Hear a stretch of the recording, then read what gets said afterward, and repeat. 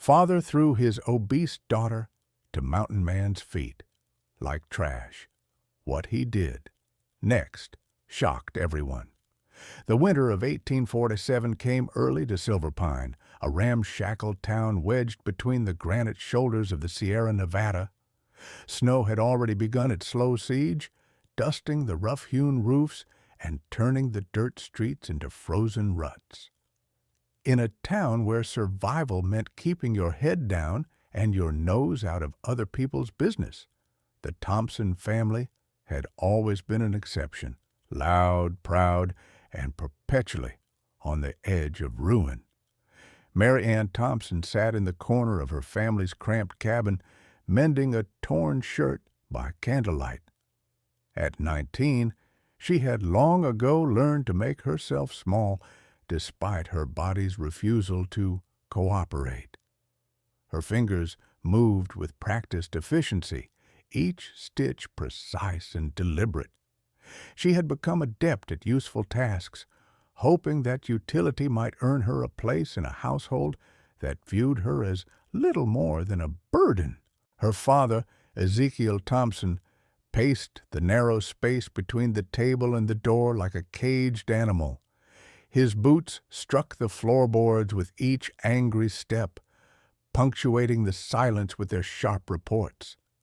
His face, weathered and hard as old leather, bore the perpetual scowl of a man who believed the world owed him far more than it had delivered. "Another mouth to feed," he muttered, not for the first time that evening. "Another back that won't pull its weight." Mary Ann's mother, Sarah, sat hunched over a pot of thin stew, stirring mechanically. She had stopped defending her daughter years ago, worn down by her husband's relentless criticism and the town's whispered judgments. In Silver Pine, a daughter was currency, something to be traded advantageously through marriage. Mary Ann, with her soft body and softer heart, had proven herself worthless in that particular economy. The door burst open, letting in a blast of frigid air, and Ezekiel's business partner, a weasel-faced man named Garrett. "The mine's played out," Garrett announced without preamble. "Nothing but empty rock and broken promises." Ezekiel's face darkened to a dangerous shade of purple. The silver mine on the eastern ridge had been his last hope, his ticket out of grinding poverty. Without it, the debts would come calling, and in a town like Silver Pine, debt collectors were rarely gentle. "We're ruined," Ezekiel said flatly. Then his eyes, cold and calculating, slid toward his daughter. Mary Ann felt something twist in her stomach, a premonition of disaster. Over the next 3 days, her father's mood deteriorated from bitter to vicious. He barely spoke, except to curse or complain. Mary Ann tried to stay out of his way, but in their tiny cabin there was nowhere to hide. She caught him staring at her sometimes, his expression unreadable but deeply unsettling. On the 4th day, he grabbed her arm as she was carrying water from the well. "Get your shawl," he commanded. "We're going to the mountain." Mary Ann knew better than to ask questions. She wrapped herself in her threadbare cloak and followed her father up the winding trail that led into the high country. The path was treacherous with ice, and she struggled to keep pace with his angry strides. Behind them, a small crowd had begun to gather. Word traveled fast in Silver Pine, and Ezekiel Thompson, dragging his daughter into the wilderness, was too intriguing to ignore. They climbed for an hour, until the town below looked like a collection of children's toys scattered in the valley. Here, where the pines grew thick and the wind howled through the rocks, lived a man the townspeople spoke of in hushed tones. Elias Morgan, the mountain man. Some said he was a deserter from the army. Others claimed he'd killed a man back east and fled to the wilderness. Most agreed he was strange, dangerous, and best left alone. Elias's cabin came into view, a solid structure of logs and river stone, smoke curling from its chimney. A man emerged as they approached, tall and broad-shouldered, with dark hair that fell past his collar and a beard that couldn't quite hide his angular features. His eyes, Mary Ann noticed, were an unexpected shade of gray, sharp and assessing. "Thompson," Elias said, his voice deep and cautious. "What brings you up here?" Ezekiel didn't waste time on pleasantries. He shoved Mary Ann forward with such force that she stumbled and fell, landing hard on the frozen ground at Elias's feet. Pain shot through her knees and palms. Behind her, she heard gasps from the townspeople who had followed. "She's yours now," Ezekiel announced loudly. "I can't feed her anymore, can't marry her off. She's useless to me, so she might as well be useless to someone else. You live up here alone like some kind of hermit. Well, now you've got company. Maybe she can cook or clean or something. Lord knows she eats enough to feed 3 men. Mary Ann felt tears burn her eyes, but she refused to let them fall. She had endured years of her father's cruelty, but this public humiliation, this ultimate rejection, was almost more than she could bear. She stayed on her hands and knees, unable to look up, unable to move. "Get up and get out of my sight," Ezekiel continued. "You're not my daughter anymore. You're nobody's daughter. You're just another piece of trash I'm leaving on this mountain." The silence that followed was absolute. Even the wind seemed to hold its breath. Then Mary Ann heard footsteps approaching, and a hand, large, calloused, but surprisingly gentle, appeared in her line of vision. "Take my hand," Elias said quietly. She looked up, expecting disgust or pity. Instead, she saw something that looked almost like anger, but directed not at her. Slowly, she reached up and let him pull her to her feet. His grip was firm and steady. Elias turned to face Ezekiel Thompson, and when he spoke, his voice was cold as the mountain stone.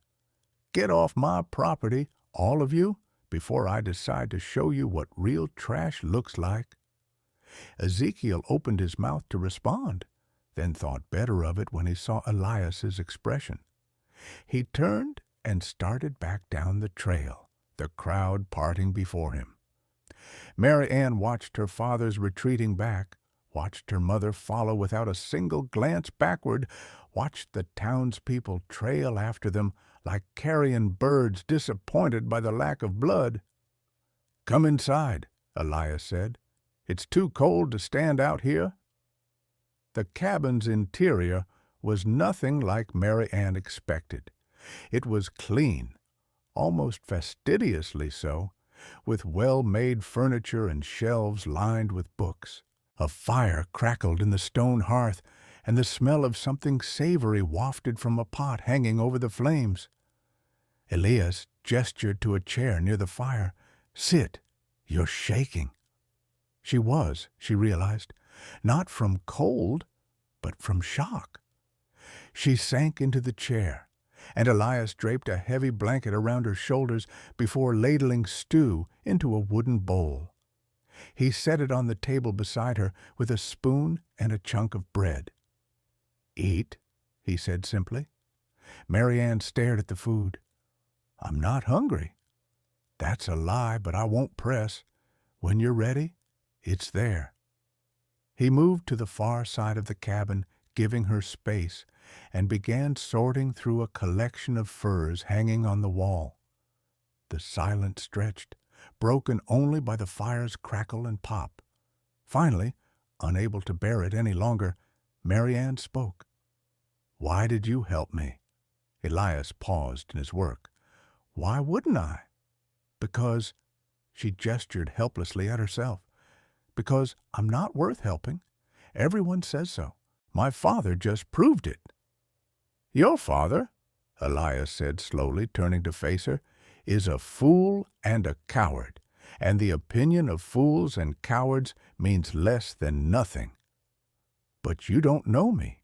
You don't know if I'm useful or capable or— I know you climbed that mountain trail without complaining, even though it's steep and icy and your father was setting a cruel pace. I know you didn't cry or beg when he threw you at my feet like you were nothing. I know you're sitting there questioning your own worth instead of cursing the people who should have loved you better." He crossed his arms. "That tells me more about your character than anything your father could say." Mary Ann felt something crack open inside her chest, something that had been locked tight for years. She picked up the spoon and began to eat. The stew was excellent, rich and warming, and she realized she was starving. Elias went back to his furs, and Mary Ann studied him when he wasn't looking. He moved with an economy of motion that spoke of years alone, but there was nothing savage or crude about him. His hands, large as they were, handled the pelts with surprising delicacy. When he caught her watching, he didn't look away or sneer. He simply nodded as if to say, "Yes, I'm here. You're here. That's enough for now." That night, Elias offered her his bed, a rope frame with a straw mattress in the cabin's corner, and made himself a pallet near the fire. Mary Ann protested, but he was immovable. "I've slept in worse places," he said, "and you've had a day that would break most people. Take the bed." She did, though sleep was long in coming. She lay in the darkness, listening to the wind howl around the cabin, and wondered what her life had become. Yesterday, she'd been Mary Ann Thompson, unloved daughter of a failed prospector. Today, she was what? A cast-off? A burden? A charity case? The next morning, she woke to find Elias already up, working on something at the table. He glanced over when she stirred. There's bread and honey on the shelf. Coffee's still hot. Mary Ann rose and served herself, acutely aware that she was now dependent on this stranger's goodwill. The thought sat uneasily in her stomach. "I should start earning my keep," she said. "I can cook, clean, mend clothes, tend gardens." "Can you read?" Elias interrupted. She blinked. "Yes, my mother taught me before she stopped teaching me anything." "Good. I've got a collection of books that need organizing. They're in no particular order, and I'd like them sorted by subject." He gestured to the shelves. "Think you can handle that?" It was the last thing she expected, not scrubbing floors or hauling water, but organizing books. She moved to the shelves and ran her fingers over the spines. "You have Homer," she said wonderingly, "and Shakespeare, and is this Voltaire?" "I like to read," Elias said, a hint of defensiveness in his tone. "Just because I live on a mountain doesn't mean I'm a barbarian." "I didn't mean—" Mary Ann turned to face him. "I'm not judging. I'm amazed. I haven't seen this many books since the school teacher left town 3 years ago." Something in Elias's expression softened. "Then you'll enjoy the work. Take your time. I'll be outside checking the snares." He left, and Mary Ann found herself alone with more books than she'd seen in years. She spent the morning lost in the task, creating categories and making careful notes. When Elias returned at midday with 3 rabbits, he found her sitting cross-legged on the floor, surrounded by stacks of volumes, looking happier than she'd been in months. "You've made progress," he observed. "Your collection is remarkable," she said. "Wherever did you get all these?" "Here and there. Trading posts, mostly. Sometimes trappers pass through with books they've scavenged from abandoned homesteads." He hung the rabbits on hooks near the door. "I'll teach you to prepare these if you want. It's useful knowledge." And so began Mary Ann's education in mountain survival. Over the following weeks, Elias taught her to skin and clean game, to identify edible plants even in winter, to read weather signs in the clouds and animal behavior. He showed her how to set snares, how to split wood efficiently, how to preserve meat with salt and smoke. But he also did something more remarkable. He talked to her, really talked, about books and ideas, about the nature of freedom and the weight of civilization. He asked her opinions and listened to her answers as if they mattered. He challenged her thinking without mocking her, and admitted when she made good points. "You're wasting your mind up here," Mary Ann said one evening as they sat by the fire discussing Plato's Republic. "You could be teaching in a university somewhere." Elias's jaw tightened. "I was once, at a small college in Virginia. Then I made the mistake of expressing opinions that weren't popular with the college's benefactors. About slavery, specifically. About how no human being can be property." He stared into the flames. "I was dismissed, blacklisted. My fiancé's family forbade our marriage. So I came west, where a man's past matters less than his ability to survive." "I'm sorry," Mary Ann said softly. "Don't be." "I'm not." He looked at her. "I'd rather live free and poor than comfortable and complicit. Some things matter more than security." Mary Ann thought about that often in the days that followed.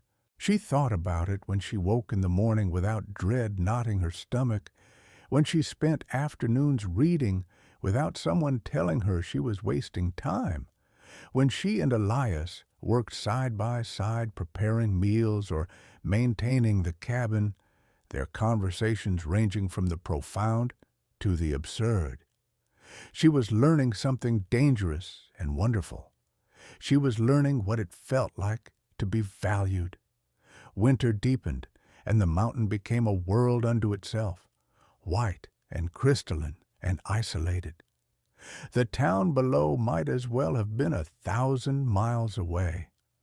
Mary Ann found herself thinking less and less about the life she'd left behind and more about the life she was building.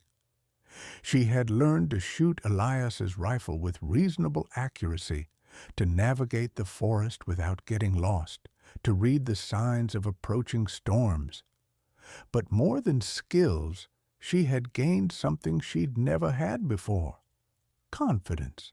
When she looked in the small mirror Elias kept by his shaving supplies, she still saw a body that society had taught her to despise. But now she also saw strong arms that could haul water and split kindling, capable hands that could prepare a meal or set a perfect snare, and eyes that had learned to look at the world with wonder instead of shame. One afternoon, as they were checking the trap line, Mary Ann felt Elias watching her with an expression she couldn't quite read. "What?" she asked. "You're different than when you first came here," he said. "How so?" "You stand taller, move with more certainty. You're not apologizing for taking up space anymore." Mary Ann felt heat rise to her cheeks. "I had good teachers, the mountain, the solitude." She paused. "You." Elias cleared his throat and turned away, suddenly focused on examining a snare that needed no examination. "We should head back. Storm's coming." But something had shifted between them. Mary Ann felt it in the way their hands would brush when passing dishes, in how their conversations would trail into comfortable silence, in the way Elias would sometimes look at her when he thought she wasn't paying attention. She told herself not to hope, not to imagine. A man like Elias, educated, principled, kind, would never see her as anything more than an obligation he'd undertaken out of decency, Yet hope, once planted, was hard to uproot. The storm Elias predicted turned into a blizzard that lasted 3 days. They were trapped inside the cabin, snow piling high against the walls, wind screaming like a living thing. Mary Ann helped Elias secure everything that could blow away. Then they settled in to wait it out. On the second day, trapped in close quarters, Elias began telling her about his childhood in Virginia, about the plantation his family had owned, about the slaves his father had bought and sold as if they were livestock, about the moment he'd understood the full horror of what his family's wealth was built upon. "I was 10, he said, when I saw an overseer whip a man for the crime of learning to read. The man's back was torn to ribbons, and all I could think was, what kind of world punishes knowledge? What kind of people does this?" He was quiet for a moment. "That's when I started to understand that the comfortable life I was living was built on suffering, and I knew I couldn't be part of it." "Your family must have been furious," Mary Ann said. "Furious doesn't begin to cover it. My father called me a traitor to my blood. My mother stopped speaking to me entirely. When I went to college and became more vocal about abolition, they disowned me." He smiled without humor. "Funny thing is, being disowned was the best thing that ever happened to me. It forced me to figure out who I was without the family name, without their money or expectations." "And who are you?" Mary Ann asked. Elias met her eyes. "I'm still figuring that out, but I know I'm better than I would have been if I'd stayed." "I think," Mary Ann said carefully, "that you're one of the best men I've ever known." Something flickered in Elias's expression, surprise, pleasure, and something deeper that made Mary Ann's heart race. "You haven't known that many men," he said, but his voice was gentle. "I've known enough to recognize the difference between someone who's genuinely good and someone who just pretends to be." She held his gaze. "You saved me, Elias, not just from the cold or starvation, but from believing I was what my father said I was. You gave me a chance to become someone new." "You were always someone," Elias said quietly. "I just gave you a place where you could see it." The wind howled around the cabin, but inside, warmed by the fire and by something unspoken but present between them, Mary Ann felt safer than she'd ever felt in her life. By the time the storm broke, everything had changed. They moved around each other with a new awareness, a careful dance of almost touches and unfinished sentences. Mary Ann caught herself imagining a future here on this mountain with this man. She imagined seasons passing, skills deepening, a life built on mutual respect and shared purpose and, dare she think it, love. But spring was coming, and with spring would come the thaw, and with the thaw would come people. The thought sat uneasily in Mary Ann's chest. She was right to worry. In early March, when the snow had melted enough to make the trails passable, a delegation from Silver Pine arrived at Elias's cabin. Mary Ann watched from the window as they approached, 5 men on horseback, led by a figure she recognized with sinking dread. Her father. Elias met them outside, and Mary Ann crept to the door to listen. "Morgan," Ezekiel Thompson said, his voice carrying in the thin mountain air, "I've come for my daughter." "She's not yours to claim," Elias replied evenly. "You threw her away, remember? Publicly and dramatically." "I was hasty, angry. I've had time to reconsider." Ezekiel's tone suggested this reconsideration had nothing to do with paternal affection and everything to do with calculation. "She belongs with her family." "Her family abandoned her in front of witnesses." Be that as it may, she's still underage and under my authority." Ezekiel smiled, showing teeth. "I've brought the law with me." One of the other men, wearing a tarnished badge, stepped forward. "Mr. Thompson is within his rights, Morgan. The girl needs to return to town." "And if she doesn't want to?" Elias asked. The sheriff, if that's what he was, shrugged. "Doesn't matter much what she wants. Law's the law." Mary Ann felt her newfound confidence crumble. Of course, she'd been foolish to think she could escape her father's control so easily.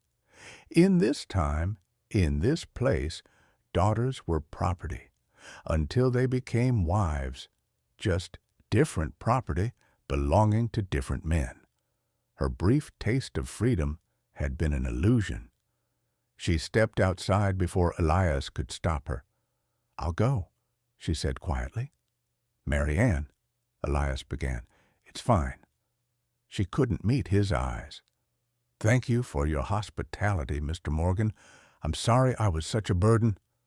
She saw Elias flinch at that last word, her father's word, the word she'd finally learned to reject. But what choice did she have? Fight? Run? She had nowhere to go and no resources to get there. Her father had won, as men like her father always won. Except Elias wasn't giving up so easily. "She's not leaving unless she wants to." "She just said," the sheriff started. "She said what she thinks she has to say," Elias interrupted. "That's not the same as wanting." He turned to Mary Ann, his gray eyes intense. "Is this what you want? To go back to a town that mocked you? To a father who literally threw you at my feet like garbage? To go back to being small and quiet and useful and nothing more?" Mary Ann felt tears prick her eyes. "What else can I do?" "Stay. Build a life here. With me if you want. Or alone if you prefer. I'll help you build your own cabin, teach you everything you need to know to survive independently." He stepped closer, his voice dropping so only she could hear. "You have choices, Mary Ann. You've always had choices. Don't let fear make you forget that." "This is absurd," Ezekiel sputtered. "She's coming home. Sheriff, do your duty." The sheriff looked uncomfortable, caught between law and conscience. Before he could move, however, one of the other men spoke up, old Tom Werner, who ran Silver Pine's general store. "Hold on now," Tom said slowly. "Seems to me, Ezekiel, that you gave up all claim to the girl when you abandoned her on this mountain. We all saw it. Hell, you made sure we saw it. Made a big speech about how she wasn't your daughter anymore." "I was speaking in anger," Ezekiel protested. "Funny how anger makes a man speak his true mind," another man said. This was Jacob Frost, a farmer whose wife Mary Ann had once helped nurse through influenza. "You said she was nobody's daughter. Trash, you called her. Now you want her back? Why? What changed?" Ezekiel's face went red. "That's family business." "Then I'll tell you," Jacob said. "Word came through last week that the military's offering good money for laundresses and cooks to follow the regiment west. Single women preferred. Your daughter's of age for that work. That's what changed, isn't it? You found a way to profit off her after all." The silence that followed was damning. Ezekiel's expression confirmed the truth of Jacob's accusation before his words could deny it. Mary Ann felt something harden inside her. All winter, she'd been learning to value herself, learning to see her worth beyond what she could provide for others. And here was her father, still seeing her as nothing but a tool, a resource to be exploited. The last fragile thread connecting her to him snapped. "No," she said firmly, "I'm not going back." "You don't have a choice," Ezekiel started. "I do have a choice. Mr. Werner is right. You severed all legal and moral ties to me when you abandoned me. In front of witnesses, as Mr. Morgan pointed out, I'm staying here. You'll starve come next winter, Ezekiel sneered. You're not capable of surviving up here. Mary Ann smiled, and it was not a kind smile. I've learned more in 3 months with Elias Morgan than I learned in 19 years in your house. I can hunt, trap, preserve food, navigate by the stars, and survive in conditions that would kill soft men like you. I'll be fine. She saw pride flash across Elias's face, saw her father's expression darken with impotent rage. The sheriff looked like he wanted to be anywhere but here. This isn't over, Ezekiel spat. He wheeled his horse around and started back down the mountain, the others following. Only Jacob and Tom lingered for a moment. You did good, girl, Tom said. Took courage, standing up like that. If you ever need supplies, Jacob added, come to town. Some of us remember kindness. They left, and Mary Ann stood with Elias in the fading afternoon light, watching them disappear down the trail. She was shaking again, but this time not from fear or cold, from relief, from exhilaration, from the wild, terrifying joy of having finally chosen herself. That was brave, Elias said quietly. That was necessary, Mary Ann corrected. And I couldn't have done it without you, without this place, without learning that I'm more than what my father said I was. You were always more, Elias said, but I'm glad you can see it now. They stood in comfortable silence for a moment. Then Mary Ann spoke the question that had been building in her chest for weeks. Did you mean what you said about building a life here with you? Elias turned to face her fully. I did, but I want to be clear about what I'm offering, not because you're useful or because I need someone to cook and clean or because I feel sorry for you. I'm offering it because somewhere over this winter I fell in love with you, with your intelligence and your courage and your determination to become more than what the world told you to be. Mary Ann's breath caught. You love me? I do, completely. Which is why if you'd rather be alone, if you'd rather build your own cabin and your own life without being beholden to anyone, I'll respect that. I'll help you. The choice is yours, Mary Ann. It's always yours. She looked at this man who had saved her twice, once from the cold, once from believing she deserved the cold. This man who had taught her to value herself, who had seen her truly and loved what he saw. I don't want to be alone, she said. I want to build a life with you, if you'll have me. Elias smiled, and it transformed his entire face. I'll have you, gladly, gratefully. He took her hand, and Mary Ann felt something settle into place deep in her chest. This was home. Not a building, not a town, but this choice, this person, this life they would build together on their own terms. They were married a month later in a small ceremony at the cabin, with Jacob and Tom and a handful of other sympathetic townspeople in attendance. Mary Ann wore a dress she'd sewn herself from fabric Tom had brought up from the store, and Elias wore his best shirt, and neither of them had ever looked happier. The years that followed were not easy. Mountain life never was.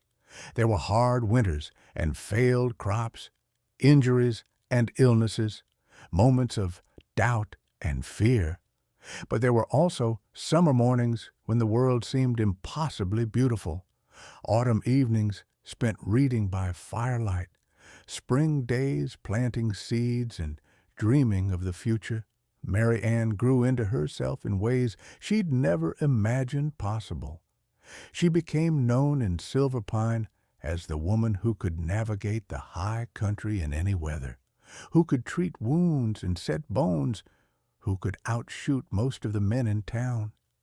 People came to respect her, then to admire her, then to seek her advice. Elias thrived as well, no longer isolated, but part of a partnership that challenged and supported him.